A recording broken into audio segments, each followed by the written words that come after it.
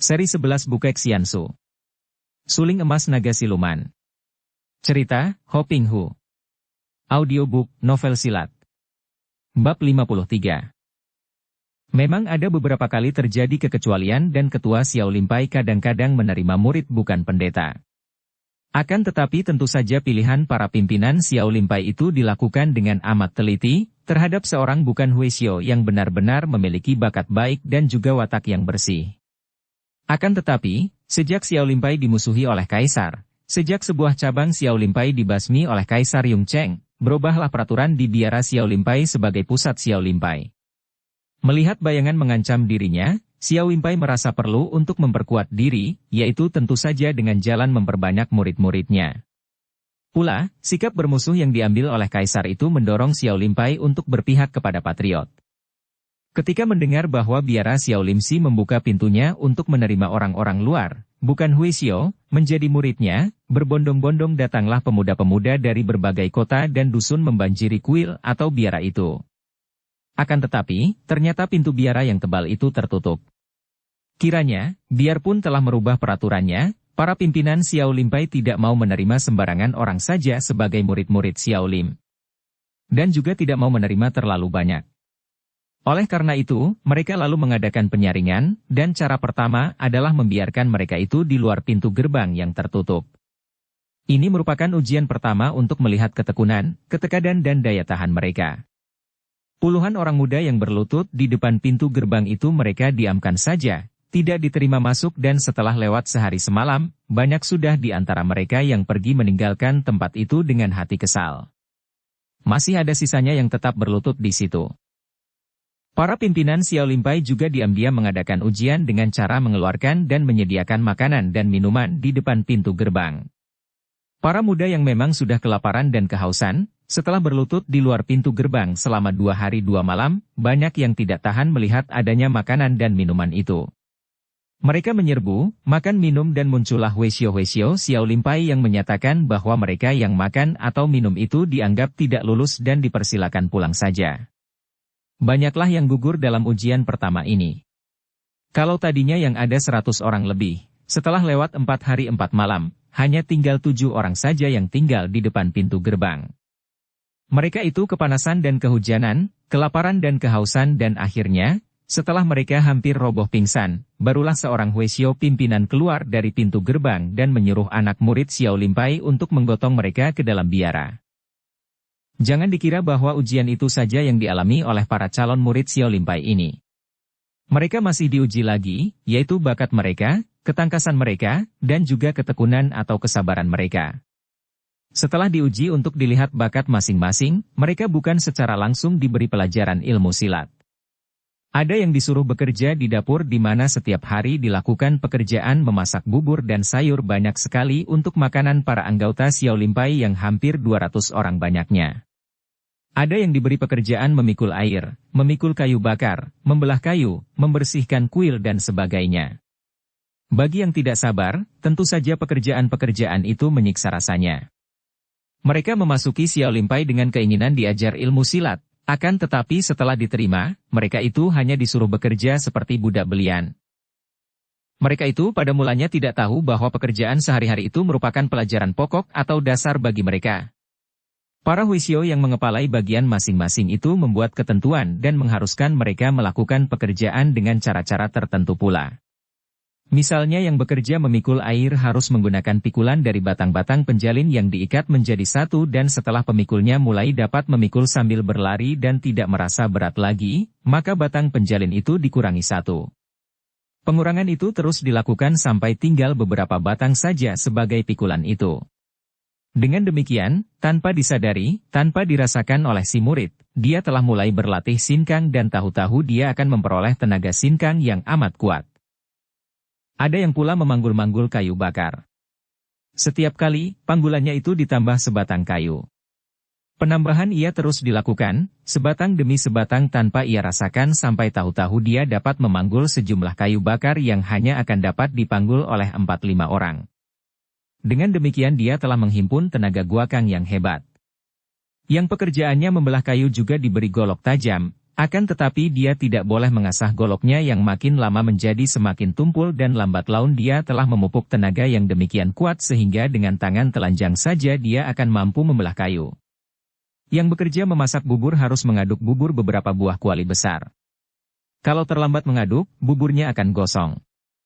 Untuk pekerjaan ini, dia mempergunakan adukan yang bentuknya seperti toya, dan setiap hari mengaduk di tempat panas itu, tanpa disadarinya dia telah memperoleh dasar-dasar gerakan bermain toya, kedua tangan dan lengannya telah memperoleh kekuatan dasar yang luar biasa besarnya. Demikian pula yang bekerja menyapu pekarangan, dia diharuskan menyapu dengan gerakan tertentu, sampai akhirnya dia memperoleh kecakapan untuk menggerakkan daun-daun itu tanpa menyentuhnya, hanya dengan sambaran angin dari sapunya saja. Dan mereka yang diberi pekerjaan menyirami bunga dan sayur-sayuran di kebun belakang, karena sepanjang kebun itu diberi patok-patok, dia harus menyiram sambil berjalan di atas patok-patok itu dan kebiasaan ini ternyata telah memberinya dasar-dasar ilmu ginkang, meringankan tubuh, yang luar biasa. Bermacam-macam cara latihan yang diberikan oleh para pimpinan Huishyo di Xiaolimsi. Latihan-latihan itu selain melatih jasmani, juga melatih batin para murid agar tahan uji, kuat daya tahannya, tekun, dan latihan seperti itu disebut mengasah pedang bermata dua, karena hasilnya ada dua macam. Pertama, si murid tanpa disadarinya telah memperoleh kemajuan hebat dan menguasai dasar ilmu yang tinggi. Kedua, tenaga mereka itu dikerahkan bukan sia-sia karena telah menghasilkan pekerjaan yang bermanfaat bagi mereka semua di dalam biara. Dengan saringan-saringan yang ketat itu, yang berhasil diterima sebagai murid di pusat biara Xiaolimsi hanya kurang lebih 50 orang pemuda. Mereka ini, setelah melewati saringan, tentu saja merupakan pemuda-pemuda gemblengan yang berbakat, berminat dan memiliki batin yang kuat. Setelah mereka menguasai tenaga-tenaga dasar, barulah para pimpinan Xiao Limpai melatih ilmu silat dasar kepada mereka. Pelajaran besi, kuda-kuda, saja memakan waktu lama sekali. Sehari penuh disuruh memasang besi, selagi mengipasi api dapur, selagi melakukan pekerjaan apa saja, diharuskan dalam kedudukan memasang kuda-kuda sehingga untuk hari-hari pertama, kedua kaki mereka terasa kaku dan kejang sehingga untuk buang air saja mereka tidak mampu berjongkok dan terpaksa dilakukan sambil kedua kaki memasang kuda-kuda. Setelah mereka kokoh kuat benar dalam memasang kuda-kuda sehingga kalau ditendang atau didorong, kedua kaki tidak ada yang terangkat melainkan bergeser keduanya, seolah-olah tidak dapat dipisahkan dengan bumi, barulah mereka diajarkan ilmu pukulan dan ilmu langkah. Bermacam ilmu silat yang diajarkan di Xiao Limpai itu. Dari ilmu silat yang paling kasar sampai yang paling halus.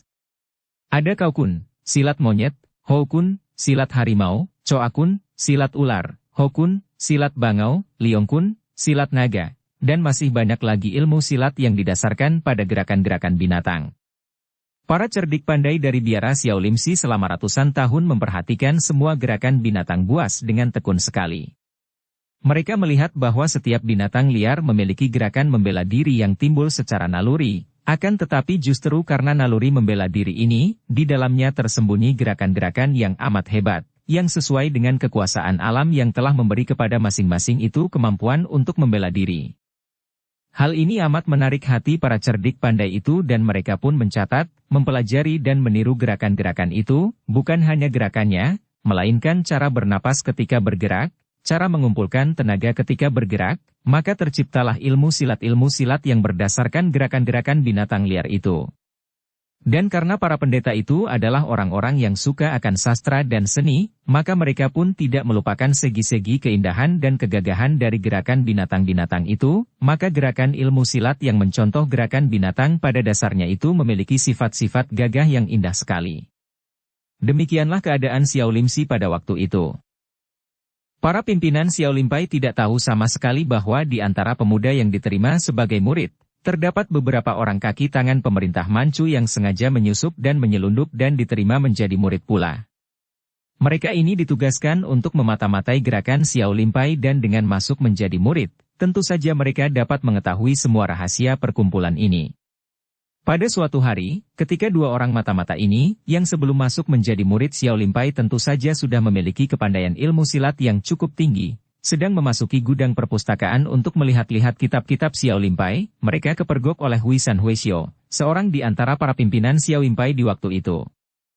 Hui Xian Huixiu adalah seorang Huixiu yang usianya 45 tahun, bertubuh tinggi besar bersikap angker dan galak. "Apa yang kalian lakukan di sini?" bentak Huixiu tinggi besar itu. Dua orang pemuda itu terkejut sekali dan seorang di antara mereka cepat menyembunyikan sebuah kitab kecil yang sedang dipegang dan diperiksanya. Akan tetapi, Hui Xian Huixiu dapat melihat itu dan cepat dia menghampiri, tangannya menyambar untuk merampas kitab. "Duh!" Murid itu menangkis dan ketika kedua tangan itu bertemu, Hui Xian Huixiu terkejut bukan main. Lengan murid itu memiliki tenaga lekang yang amat kuat. Dia menjadi penasaran dan kembali tangan kirinya menyambar, sekali ini untuk menotok pundak sedangkan tangan kanannya kembali menyambar ke arah kitab yang dipegang oleh murid itu. "Duh! Pelak!" Kembali murid itu menangkis dan sekali ini Hui Xian Huixiu yang tadi mengerahkan tenaga sepenuhnya maklum bahwa kekuatan murid ini tidak kalah olehnya. Dia terheran-heran dan memandang dengan alis berkerut, lalu membentak marah. "Siapa kalian sebenarnya? Apa yang kalian lakukan di sini?" Dua orang muda itu saling pandang dan saling memberi isyarat. Kemudian seorang di antara mereka, yang tidak membawa kitab, mengeluarkan sebuah benda dari saku bajunya. Benda itu adalah sebuah tanda bahwa dia, atau mereka berdua, adalah seorang yang memegang kekuasaan sebagai utusan kaisar. Hui Xian Huixiu mengenal tanda ini dan dia terkejut bukan main. "Kalian pengkhianat," bentaknya dan dengan kuat sekali dia menyerang.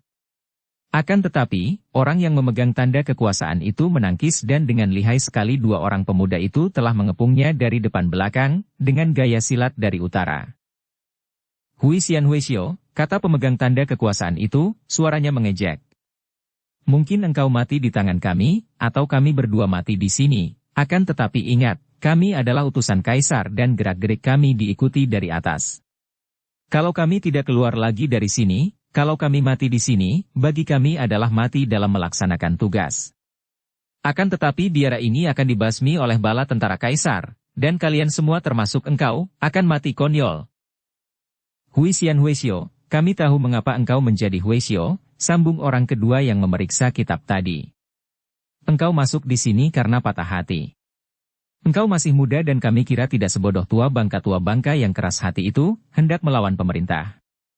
Kalau engkau suka membantu, Sri Baginda tentu akan suka mengangkatmu menjadi perwira tinggi. Mungkin juga menjadi jenderal, mengingat akan kemampuanmu." Hui Xian Huixiu berdiri bengong. Memang tidak keliru, dia masuk menjadi Huixiu karena wanita, karena patah hati. Kekasihnya menikah dengan orang lain dan karena duka, dia masuk menjadi Huixiu Xiao Limsi. Akan tetapi, ternyata kedudukan itu hanya berumur pendek saja dan sudah lama sekali dia menyesali dirinya mengapa dia masuk menjadi Huixiu dan menyia-nyiakan diri sendiri. Kini, terbuka kesempatan baginya. Dan memang dia pun tahu bahwa melawan pemerintah sama dengan membunuh diri.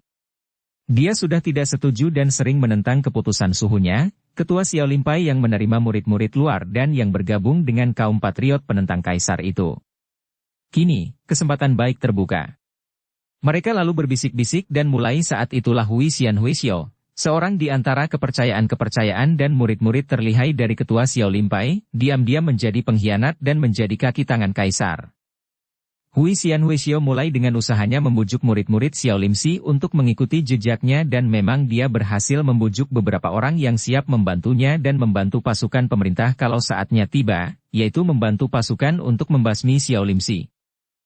Sayang sekali bahwa kebanyakan para pendeta Xiao Limpai yang berilmu tinggi, yaitu sang ketua dan tokoh-tokoh lain di bawahnya, selain memiliki kepandaian silat tinggi, juga merupakan orang-orang yang terlalu sabar, dan mengalah. Ada beberapa orang di antara mereka yang menaruh curiga terhadap Hui Xian Huixiu, namun mereka ini tidak mau bertindak lebih jauh lagi. Mereka hanya diam-diam menurunkan ilmu-ilmu simpanan mereka kepada beberapa orang murid Xiao Limpai yang mereka pilih dan sukai, menurunkannya secara diam-diam untuk dapat melawan orang-orang seperti Hui Xian Huixiu kelak, dan untuk dipakai membela Xiao Limpai. Adapun mereka sendiri, mereka adalah orang-orang yang telah bersumpah untuk selamanya tidak akan mempergunakan kekerasan. Yang bersumpah seperti ini adalah sebagian besar, hampir semua tokoh-tokoh tingkat atas Xiao Limpai, termasuk ketuanya sendiri. Demikianlah keadaan di Xiao Limsi yang di sebelah dalamnya telah dihuni musuh-musuh dalam selimut. Dan dalam keadaan seperti itulah, pada suatu hari, Seperti yang telah direncanakan oleh Hui Xian Huishio dan kawan-kawannya, setelah pendeta ini keluar dari kuil pada suatu malam untuk mengadakan pertemuan rahasia dengan para pimpinan pemerintah, pasukan pemerintah yang terdiri dari 1.000 orang itu datang untuk menyerbu Xiao Limpai. Dan pasukan inilah yang dilihat dan diam-diam diikuti oleh Pangeran Qian Liong dan Qi Xian. Sekali ini, pasukan kerajaan Manchu itu datang menyerbu dengan alasan bahwa pendeta Xiao Limpai telah menculik Pangeran Mahkota. Dukung channel Novel Silat dengan subscribe, follow, like, komen dan share. Hal ini tentu saja merupakan fitnah, akan tetapi bukan fitnah yang berdasar. Bukankah lenyapnya Pangeran Mahkota terjadi ketika beliau menjadi tamu kuil Hok Taekong di Paoci? Dan bukankah kuil itu dipimpin oleh seorang Huishio murid Xiao Limpai? Tentu saja, kuil itu sendiri telah dibasmi, para Huishio-nya ditangkap dan dihukum mati sebagai pemberontak sebelum pasukan besar itu berangkat menyerbu Xiao Limpai Pusat, dipimpin oleh seorang pangeran dan 2 orang jenderal. Ketika pasukan menyerbu, Hui Xian Huishio sendiri yang membuka-bukakan pintu-pintu berlapis itu. Beberapa orang Huishio murid Xiao Limpai yang melihat ini, terkejut dan tentu saja hendak menghalangi, akan tetapi dengan senjata tombak kapaknya, Hui Xian Huishio membunuh 4 orang murid itu. Mulailah Hui Xian Huishio memperlihatkan mukanya yang sesungguhnya. Seorang pendekar, yaitu murid Xiao Limpai bukan Huishio yang telah menerima latihan-latihan ilmu dari para pimpinan yang telah mempersiapkan mereka untuk membela Xiao Limpai, melihat ini mereka cepat mengejar dan menyerang Hui Xian Huishio, namun terlambat sudah. Pintu gerbang telah terbuka dan pasukan pemerintah, dikepalai pangeran dan 2 orang jenderal yang perkasa, telah menyerbu bagaikan gelombang samudera. Terjadilah pertempuran yang amat hebat. Kurang lebih 50 orang murid Xiao Limpai yang baru, terdiri dari pemuda-pemuda penuh semangat dan bagaikan harimau-harimau muda, ditambah lagi kurang lebih 100 orang murid Xiao Limpai yang menjadi Huishio, melakukan perlawanan mati-matian. Terjadilah pertempuran di semua bagian biara yang besar itu. Di depan, di ruangan tengah, di pekarang, di taman bunga, di ruangan dalam dan belakang. Banjir darah di biara yang biasanya hanya menjadi tempat permulaan bagi para biarawan itu. Darah para pendekar Xiao Limpai, para Huishio Xiao Limpai, dan juga sebagian besar darah pasukan pemerintah. Para murid Xiao Limpai itu sungguh hebat. Biarpun jumlah mereka hanya kurang lebih 150 orang yang menghadapi penyerbuan 1.000 orang tentara, namun mereka melakukan perlawanan gigih dan setiap murid Xiao Limpai baru roboh setelah menjatuhkan sedikitnya 2 orang lawan. Hui Xian Huishio sendiri juga mengamuk, dikeroyok oleh 3 orang murid baru dari Xiao Limpai. Juga sang pangeran yang memimpin penyerbuan, bersama 2 orang jenderal, mengamuk bagaikan binatang-binatang buas. Para murid Xiao Limpai itu melakukan perlawanan dengan cara berlari ke sana-sini, saling bantu dan main kucing-kucingan. Akan tetapi mereka merasa menyesal sekali dan gelisah melihat betapa ketua Xiao Limpai bersama para pucuk pimpinan, sama sekali tidak mau ikut bertempur membela Xiao Limpai, melainkan berkumpul di ruang sembahyang, duduk bersila dan bersamadi, menerima kematian dengan sikap tenang penuh damai. Kalau saja belasan orang pucuk pimpinan itu mau turun tangan, biarpun akhirnya kalah juga karena kalah jumlah, kiranya akan lebih banyak musuh dapat dihancurkan dan ditewaskan. Pertempuran hebat itu terjadi dengan serunya, dan makan waktu hampir setengah hari. Melihat betapa murid-murid Xiao Limpai lebih banyak merobohkan anggota pasukan dengan cara kucing-kucingan di tempat yang tentu saja lebih mereka kenal itu, sang pangeran lalu memerintahkan pasukan panah untuk menghujankan panah api ke biara. Biara mulai terbakar. Karena setiap murid Xiao Limpai terlibat dalam perkelahian mati-matian, dan tidak ada seorang pun yang dapat melawan api, maka sebentar saja biara itu menjadi lautan api. Melihat ini, para pendekar Xiao Limpai mengamuk nekat. Mereka itu memang hebat bukan main, merupakan pemuda-pemuda yang sudah berubah seperti menjadi naga-naga muda yang tidak takut mati dan pantang mundur. Akan tetapi, api yang membakar biara itu membuat mereka tidak dapat main kucing-kucingan lagi dan terpaksa mereka itu memusatkan tenaga di pekarangan depan di mana terjadi pertempuran terakhir yang amat dahsyat. Sang pangeran dan 2 orang jenderal yang memimpin pasukan, tewas pula di tangan para murid Xiao Limpai yang gagah perkasa. Bahkan Hui Xian Huishio sendiri akhirnya tewas setelah Huishio ini merobohkan sedikitnya 5 orang murid gemblengan dari Xiao Limpai. Akhirnya, melalui pertempuran yang merupakan pembantaian terhadap murid-murid Xiao Limpai, semua murid Xiao Limpai, kecuali 8 orang murid baru, telah tewas. Darah membanjir di mana-mana dan mungkin hanya api itu saja yang akan dapat mencuci bersih noda-noda darah sampai tak berbekas lagi. Andai kata tidak terjadi pembasmian dan kebakaran, tentu tempat itu tidak mungkin lagi dijadikan biara. Setelah darah ratusan orang membanjiri tempat itu, setelah ratusan tubuh kehilangan nyawa di tempat itu. Sungguh mengerikan sekali dan juga menyedihkan betapa sebuah biara kini berubah menjadi seperti gambaran neraka. Melihat penyerbuan itu, Pangeran Qianliong yang berada di belakang pasukan, beberapa kali berusaha mencegahnya. Akan tetapi hal itu tidak mungkin karena para pimpinan pasukan telah menyerbu ke dalam. Para pasukan mana mungkin berhenti bergerak tanpa perintah dari atasan mereka. Dan Qi memegangi lengan pangeran itu dan mencegahnya untuk lari ke dalam karena hal itu tentu saja merupakan bahaya besar bagi keselamatan sang pangeran. Di dalam terjadi perkelahian antara orang-orang yang memiliki kepandaian silat tinggi.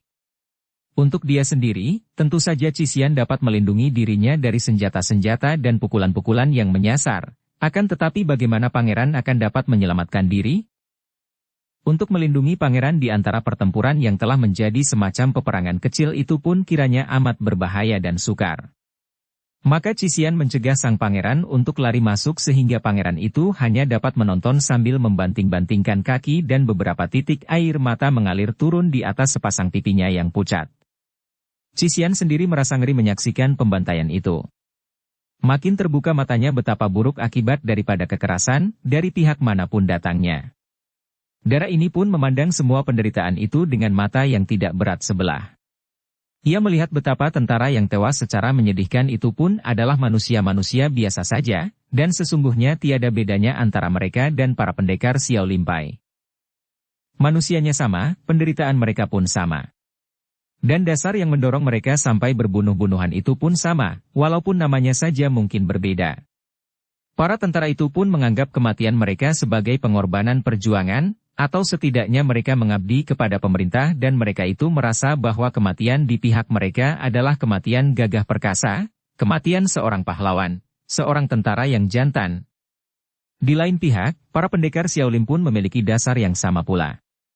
Mereka itu menganggap diri mereka berkorban demi perjuangan, dan mereka mengabdi kepada suatu cita-cita, mengabdi kepada gambaran bahwa mereka berjuang untuk rakyat, untuk tanah air, menentang penjajah. Mereka menganggap bahwa pihak mereka mati sebagai pendekar-pendekar perkasa, seorang patriot sejati. Dan kedua pihak dengan dasar yang sama ini, sama-sama merasa benar, telah berbunuh-bunuhan dengan ganas dan garangnya. Betapa menyedihkan ini. Dan yang lebih menyedihkan lagi, segerombolan manusia yang menjadi penggerak semua bunuh-membunuh ini, semua peperangan ini, mereka itu menggerakkan rakyat yang diperalat itu dari tempat yang paling aman, jauh di belakang sana. Baik gerombolan manusia yang menjadi penggerak pihak penjajah maupun yang dijajah, yang diserang maupun yang menyerang, pendeknya pihak-pihak yang saling bermusuhan, mereka itu selalu mengatur pergerakan dari tempat aman.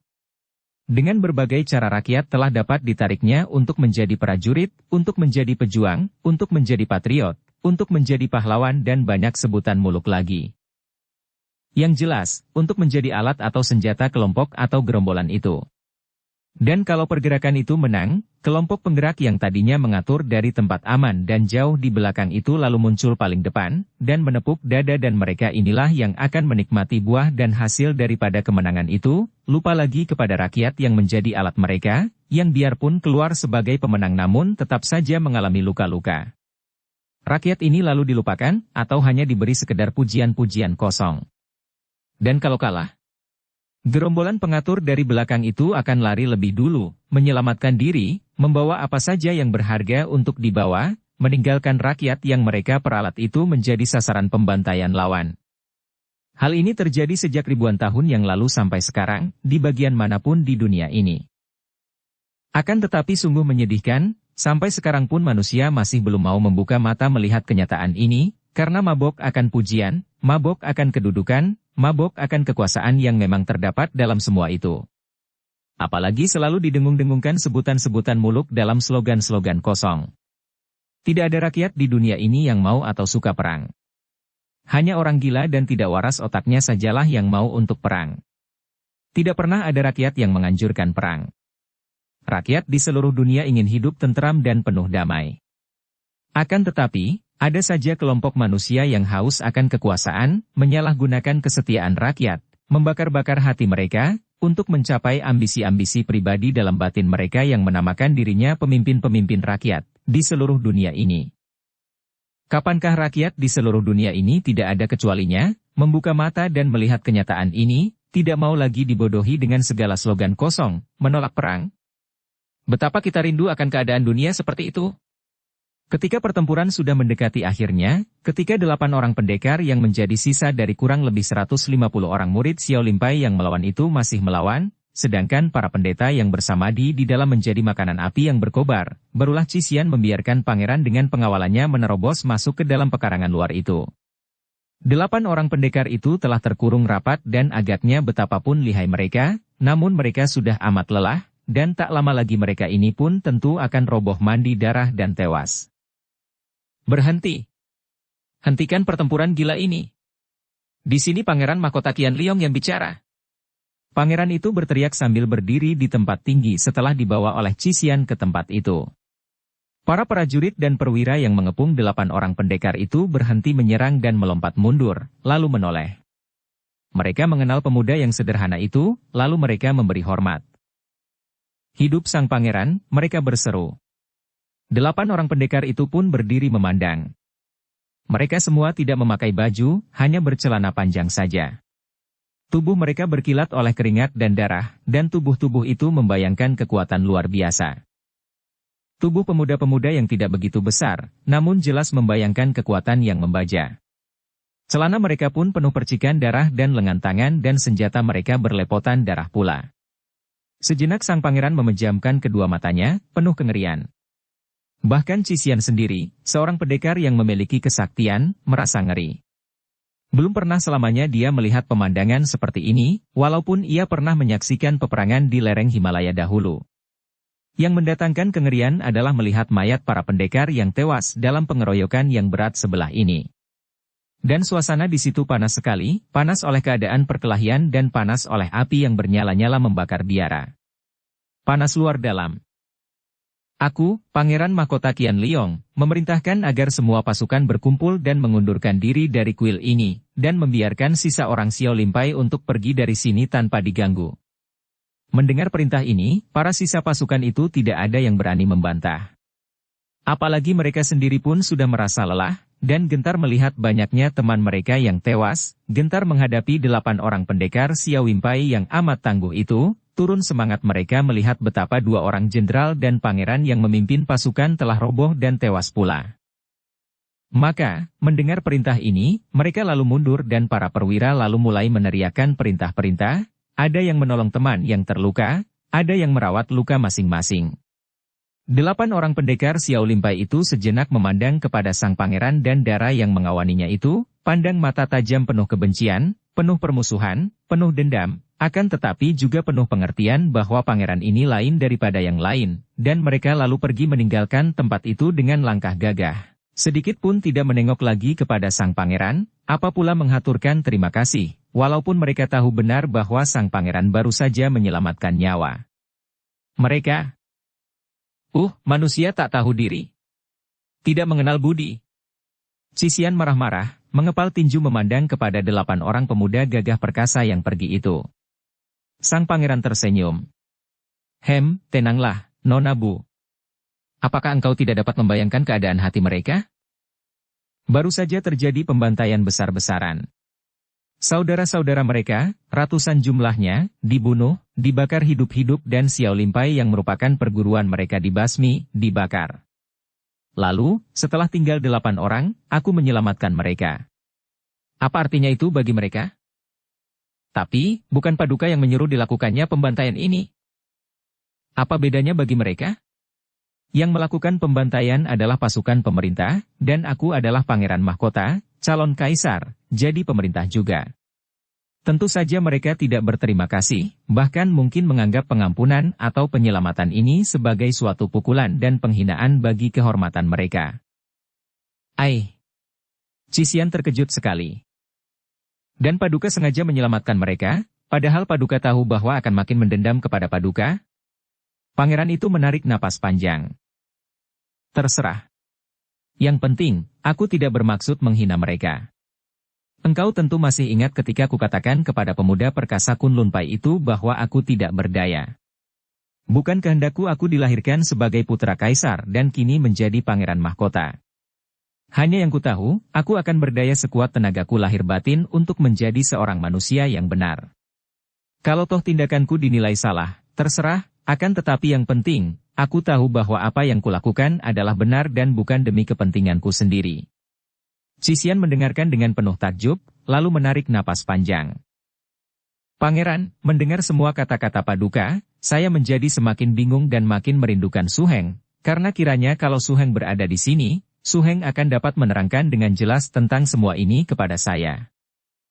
Sudahlah, mari kita melanjutkan perjalanan, kata sang pangeran Yang, lalu menemui para perwira yang kini bertugas memimpin sisa pasukan itu untuk selain mengubur jenazah-jenazah para anggota pasukan, juga mengubur jenazah orang-orang Xiao Limpai sepantasnya.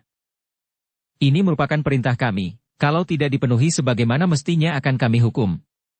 Demikian sang pangeran menutup kata-katanya, diterima oleh para perwira itu dengan taat akan tetapi juga dengan terheran-heran. Cixi Yan melanjutkan perjalanannya bersama Pangeran Qian Liong, menuju ke kota raja. Kini pandangan Cixi Yan terhadap sang pangeran semakin berubah, ia seolah-olah melihat seorang yang sudah matang dalam segala hal, sudah jauh lebih matang dan lebih tua daripada Kam Hong sekalipun. Padahal pangeran ini masih amat muda. Dan hubungan antara mereka menjadi makin akrab. Ketika mereka berhenti dan bermalam di sebuah dusun, sebelum memasuki kamar masing-masing, mereka bercakap-cakap di pekarangan belakang rumah penginapan kecil yang sepi tamu itu. Bulan sedang purnama dan enak sekali duduk di ruangan belakang itu, di mana terdapat banyak pohon bunga mawar yang semerbak harum. Melihat bunga-bunga, pohon-pohon yang bermandikan cahaya bulan purnama, sang pangeran terpesona. Kemudian, setelah menarik napas panjang berulang kali, dia berkata, suaranya halus. Nona Bu, pernahkah engkau melihat keindahan seperti ini selama hidupmu? Cixi Yan terheran mendengar ini. Ia memandang kepada pohon-pohon dan bunga-bunga di bawah cahaya bulan purnama yang mengandung sinar kuning dan biru itu, lalu mengangguk, melihat pula ke atas, ke arah bulan purnama yang nampaknya melayang-layang di antara awan-awan tipis bagaikan wajah putri jelita yang kadang-kadang bersembunyi di balik tirai sutera putih. Tentu saja, Pangeran. Sudah sering sekali. Benarkah itu? Ataukah engkau hanya memandang gambaran saja tentang bulan purnama dan segala keindahannya? Coba pandanglah lagi, Nona, dan pandang tanpa adanya gambaran tentang bulan purnama yang menjadi tirai penghalang bagi kedua matamu. Pandanglah tanpa kenangan pengalaman lalu. Cixi Yan tersenyum dan merasa heran, akan tetapi ia mentaati permintaan ini dan ia mulai memandang bulan, awan, pohon-pohon dan bunga-bunga, memandang kesemuanya itu dengan mata terbuka, seperti memandang sesuatu yang baru, tanpa membanding-bandingkan dengan keadaan bulan purnama yang lalu dan pernah dilihatnya. Dan pandangannya tanpa menilai, tanpa membandingkan dan. Sejenak terjadi keharuan yang luar biasa, sukar ia mengatakan apa itu. Ada sesuatu yang ajaib. Yang membawanya seperti hanyut dan tertelan ke dalam keindahan itu, keindahan baru, keadaan baru. Bahkan keheningan itu menghanyutkan, menelannya. Akhirnya ia sadar dan semua itu pun lenyap lagi, mendatangkan rasa aneh seperti rasa ngeri yang membuat bulu tengkuknya meremang. Pangeran, keluhnya. Apa yang kau lihat? Apa yang kau rasakan? Saya. Merasa seolah-olah dijatuhkan dari tempat yang amat tinggi, seolah-olah saya melayang jatuh dari bulan itu. Melalui sinar-sinarnya. Menakjubkan, indah dan mengerikan. Sang pangeran tersenyum. Mengapa takut menghadapi semua kebesaran dan keindahan ini, Nona?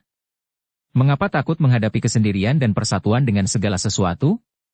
Tanpa melepaskan diri, tanpa berkeadaan sendirian mana mungkin dapat bersatu dengan segala-galanya? Ucapan pangeran itu makin membingungkan, sama sekali tidak dimengerti oleh Cixi Yan. Dan dalam kesempatan ini, timbullah ingatan Cixi Yan untuk bertanya tentang hal-hal yang selama ini membuatnya ragu-ragu dan bingung mencari jawabnya. Pangeran, maukah Paduka menerangkan kepada saya tentang apa artinya bahagia itu? Sang pangeran nampak terkejut dan memandang kepada darah itu dengan sinar mata tajam. Lalu dia tersenyum. Bahagia? Apakah bahagia itu? Haha, Engkau menanyakan sesuatu yang ribuan tahun menjadi bahan penyelidikan kaum cendekiawan dan yang hingga kini hanya ada pendapat-pendapat yang bersimpang siur dan kadang-kadang berlawanan, Nona. Kemudian pangeran itu menengadah, memandang bulan purnama yang tersenyum di balik tirai sutera putih, mengembangkan kedua lengannya dan bernyanyi lirih. Kebahagiaan. Semua manusia merindukan. Siapakah gerangan Anda? Di mana gerangan Anda? Seakan tampak dalam cahaya bulan tersenyum di antara kelopak mawar rupawan menyelinap di antara bayang-bayang beterbangan di antara hembusan angin kurai dan kupeluk mesra hanya untuk sadar kecewa bahwa semua itu hanya bayangan hampa dan sama sekali bukan Anda. Seperti nampak Anda menggapai menunggang cahaya matahari pagi, seperti nampak Anda mengintai di balik senyum kekasih jelita di antara gelak tawa sahabat di dalam sorak-sorai kanak-kanak. Sunyi sekali setelah sang pangeran menyanyikan sajak itu. Sunyi di luar, dan sunyi di dalam batin Cisian. Nyanyian pangeran itu terasa menyentuh hatinya, dan ia melihat kebenaran di dalamnya. Memang demikianlah. Semua manusia, juga ia sendiri, rindu akan kebahagiaan, akan tetapi, tidak pernah mau menyelidiki, apakah gerangan kebahagiaan itu? Dan di manakah adanya? Manusia mencari-cari kebahagiaan, melalui segala hal yang disangkanya menyembunyikan bahagia. Mencari ke dalam harta, kedudukan dan segala hal. Namun, tidak pernah ada yang menemukan bahagia pada akhir pencarian itu. Ah, pangeran. Sajak paduka memang indah, akan tetapi itu belum dapat menjawab pertanyaan saya. Itu hanya menggambarkan keadaan kita yang mencari-cari tanpa tahu siapa dan di mana yang kita cari, kata Cisian. Nah, itulah jawabannya, Nona. Tidak mengertikah, Nona? Itulah justru jawabannya yang tepat. Kita mencari-cari sesuatu tanpa kita ketahui siapa dan di mana yang kita cari-cari itu? Mungkinkah ini? Siapakah yang pernah mengenal bahagia? Yang kita kenal bukan kebahagiaan melainkan kesenangan. Dan kesenangan itu hanya selewat saja, seperti angin lalu. Kita tidak mengenal kebahagiaan, bagaimana mungkin kita hendak mencarinya? Habis, bagaimana orang yang berbahagia itu, pangeran? Berbahagialah orang yang sudah tidak mencari kebahagiaan lagi. Berbahagialah orang yang sudah tidak membutuhkan kebahagiaan lagi. Mana mungkin? Karena hidup ini banyak sengsara maka kita rindu dan mencari kebahagiaan. Nona Bu, dalam keadaan batin sengsara, mana mungkin berbahagia? Dalam keadaan tidak berbahagia, maka kita butuh kebahagiaan. Kita mengejar-ngejar bahagia seperti mengejar bayangan sendiri. Mana mungkin memisahkan bayangan dari diri kita? Mana mungkin mengejar dan mencari sesuatu yang tidak kita kenal? Yang penting adalah menyelidiki. Mengapa batin kita sengsara? Mengapa kita tidak berbahagia? Itulah penyakitnya yang harus disembuhkan. Kalau sudah sembuh, yaitu kalau kita tidak sengsara lagi, perlukah kita mencari kebahagiaan lagi? Camkan ini baik-baik, Nona. Kebahagiaan tidak ada karena kita kecewa, karena kita sengsara, karena kita marah, benci, dendam, iri, takut. Kalau semua itu sudah lenyap, nah, barulah kita bisa bicara tentang kebahagiaan. Mengertikah engkau, Nona Bu? Cisian mengangguk akan tetapi ia belum mengerti. Jadi, apakah kebahagiaan itu sesungguhnya? Sang pangeran menarik napas panjang, maklum bahwa Nona itu belum mengerti. Akan tetapi dia pun tidak mendesak lagi. Tidak mungkin memaksakan pengertian kepada seseorang. Apakah kebahagiaan itu sesungguhnya? Sayang, saya sendiri pun tidak tahu, Nona Bu. Kalau begitu, harap paduka terangkan kepada saya, apa yang dimaksudkan dengan cinta itu, pangeran. Pangeran muda itu tiba-tiba tertawa dan wajah Cisian berubah merah sekali. Kemudian sang pangeran menarik napas panjang. Memang, suasana malam ini demikian indah dan romantis, maka tidak mengherankan kalau dalam hatimu timbul pertanyaan-pertanyaan tentang kebahagiaan dan cinta kasih. Pertanyaanmu tentang cinta kasih itu menyentuh suatu rahasia yang hampir tiada bedanya dengan kebahagiaan, Nona. Ngomong-ngomong, apakah engkau pernah mengenal apa yang dinamakan cinta kasih itu, Nona? Mana aku tahu, pangeran? Arti dari kata itu sendiri pun aku belum tahu, lalu bagaimana saya dapat tahu bahwa itu adalah cinta kasih kalau sekali waktu saya merasakannya? Itu adalah jawaban yang jujur dari orang yang masih polos batinnya, sungguh mengagumkan sekali. Kata cinta kasih telah banyak diartikan orang sehingga merupakan sebuah kata yang syarat dengan arti yang bermacam-macam. Seperti juga dengan kebahagiaan, kalau aku ditanya apa artinya cinta kasih, maka jawabku adalah tidak tahu. Akan tetapi, mengenai arti seperti yang dianggap orang melalui bermacam pendapat, tentu saja aku mengetahuinya. Nah, dengarlah nyanyian ini, Nona Bu. Seperti juga tadi, sang pangeran memandang ke arah bulan purnama dan mulailah dia bernyanyi. Cinta, kata keramat penuh rahasia bahan renungan para seniman dan pujangga antara anak dan orang tua ada kebaktian antara warga dan negara ada kesetiaan antara pria dan wanita ada kemesraan antara manusia dan Tuhannya ada penyembahan. Itukah cinta? Namun, semua itu mengandung keinginan menguasai, memiliki, menikmati, keselamatan, kebahagiaan, kepuasan. Sekali gagal yang diinginkan timbullah kedurhakaan, pengkhianatan, kebencian dan kemuraman. Itukah cinta? Seperti juga tadi, hening sekali setelah sang pangeran menghentikan nyanyiannya. Suara belalang dan jengkerik tidak mengganggu keheningan karena suara itu tercakup ke dalam keheningan yang menyeluruh itu. Keheningan ini timbul dalam batin yang tidak menemukan jawaban, karena tidak dapat memikirkan apa-apa lagi, maka untuk beberapa saat lamanya batin menjadi kosong dan hening. Wah, kalau begitu, apakah yang dimaksudkan dengan cinta kasih, pangeran? Akhirnya Cisian bertanya, akan tetapi sang pangeran hanya menggeleng kepala saja sambil tersenyum. Aku pun tidak tahu, Nona Bu. Nyanyian Pangeran Qian Leong itu memberi bahan kepada kita untuk merenungkan dan menyelidiki apakah yang dimaksudkan dengan cinta kasih. Kita sudah terlalu mengobrol arti pada kata itu, akan tetapi benarkah apa yang kita artikan terhadap cinta kasih itu? Begitu mudahnya mulut kita mengobrol kata cinta. Sebagai anak kita mengaku cinta kepada orang tua. Sebagai orang tua kita mengaku cinta kepada anak.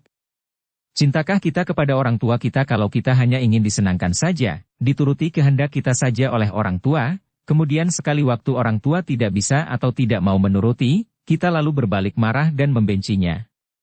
Cintakah kita kepada anak kita kalau kita ingin anak menyenangkan hati kita saja, menurut dan patuh, mendatangkan kebanggaan, kemudian kalau sekali waktu si anak tidak menurut dan tidak menyenangkan hati kita, lalu kita marah dan membencinya? Begitukah yang dinamakan cinta? Sebagai seorang suami dan istri kita mengaku dengan mulut saling mencinta. Akan tetapi, suami dan istri ingin saling menguasai, saling mengikat, dan saling dilayani, disenangkan, yang kita sebut cinta antara suami istri sungguh mengandung syarat dan ikatan sekotak banyaknya. Sekali saja syarat dan ikatan itu dilanggar, sekali saja suami atau istri tidak mau melayani, tidak menyenangkan, mengerling dan senyum kepada orang lain, maka yang kita sebut-sebut cinta dengan mulut itu pun akan berubah bentuk menjadi cemburu dan marah dan kebencian. Begitukah yang dinamakan cinta kasih? Kita dengan mudah saja, dengan mulut maupun dengan pikiran, mengatakan dan mengaku bahwa kita mencinta tanah air, bahwa kita mencinta sahabat, bahwa kita mencinta Tuhan. Akan tetapi, kalau kita mau jujur, mau membuka mata dan menjenguk isi hati kita, akan nampaklah dengan jelas bahwa cinta kita itu semua berpamrih. Kita mencinta karena kita ingin memperoleh sesuatu, kita mencinta karena kita ingin senang, baik kesenangan itu kita dapat dari tanah air, dari sahabat, ataukah dari Tuhan. Dan kalau keinginan itu tidak kita peroleh, maka cinta kita itu pun lenyap tak berbekas lagi. Begitukah yang dinamakan cinta? Kalau kita mau menyelidiki lalu mengerti benar, bukan mengerti setelah membaca ini melainkan mengerti setelah menyelidiki sendiri, mengerti dengan penuh kewaspadaan bahwa yang begitu itu semua bukanlah cinta, maka kita harus berani menanggalkan semua cinta palsu itu. Setelah kita bersih daripada semua yang bukan cinta itu, nah, barulah kita boleh bertindak lebih jauh lagi, yaitu menyelidiki apakah sesungguhnya cinta kasih itu. Bumi terbentang luas. Betapa indahnya!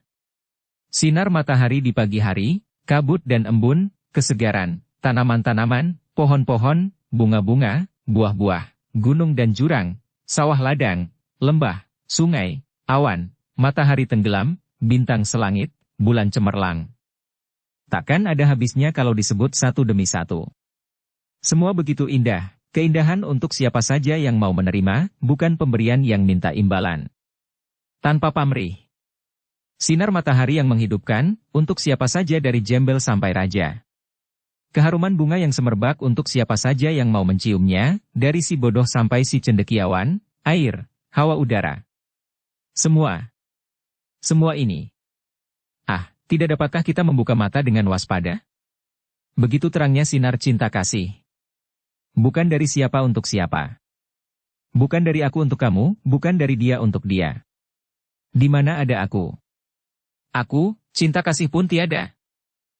Pada keesokan harinya, setelah mengalami malam bulan purnama indah penuh rahasia itu, setelah bersama dengan Pangeran Mahkota menyelusuri ikan-ikan hidup dan menyentuh dengan hati-hati tentang kebahagiaan dan cinta kasih, Qi Xian dan Pangeran Qian Liong melanjutkan perjalanan menuju ke kota raja. Ketika mereka menuruni sebuah bukit di pagi hari, menghadap matahari yang muncul karena jalan itu menuju ke timur sehingga nampak pemandangan yang amat indah, bukan hanya di bumi melainkan juga di langit yang penuh dengan warna jingga, biru, kuning dan bermacam warna lagi, tiba-tiba mereka dikejutkan dengan munculnya 3 orang. Qi Xian mengerutkan alisnya dan cepat mengeluarkan sulingnya. Jantungnya berdebar tegang karena ia mengenal 3 orang itu yang bukan lain adalah Toa Oke, Ji Oke, dan Sam Oke. 3 orang yang terlihai dari Imkan Ngo Oke, dan dari sinar mata mereka, 3 orang ini mengandung dendam kebencian yang hebat kepada Qi Xian karena darah inilah yang telah membunuh Su Oke dan Ngo Oke bersama pemuda Kunlun Pai itu. Biarpun 3 orang datuk sesat itu telah melarikan diri, akan tetapi dendam membuat mereka tidak jauh meninggalkan Qi Xian dan sang pangeran. Setelah mengubur jenazah 2 orang adik mereka dengan hati penuh dendam, mereka lalu diam-diam membayangi sang pangeran. Mereka tidak berani sembarangan turun tangan karena pangeran dilindungi oleh darah perkasa itu. Akan tetapi mereka menanti saat baik. Setelah melihat Qi Xian dan sang pangeran tiba di tempat sunyi ini, mereka keluar menghadang. Mereka bertiga maklum bahwa darah itu memiliki ilmu kepandaian yang luar biasa. Akan tetapi mereka tidak takut dan merasa yakin akan dapat mengalahkannya dengan pengeroyokan, dan terutama sekali, sang pangeran berada di situ. Maka apa sukarnya bagi mereka untuk menundukkan wanita itu? Tangkap saja sang pangeran terlebih dulu, maka akan mudah membuat wanita itu tidak berdaya, pikir mereka. Akan tetapi, ketiga manusia iblis itu terlalu memandang rendah kepada Qi Xian. Darah yang masih muda ini memiliki ketahanan hebat dan juga kecerdasan yang mengagumkan. Ia pun maklum bahwa melawan 3 orang datuk itu bukanlah hal yang ringan, apalagi kalau di situ terdapat sang pangeran yang harus dilindunginya.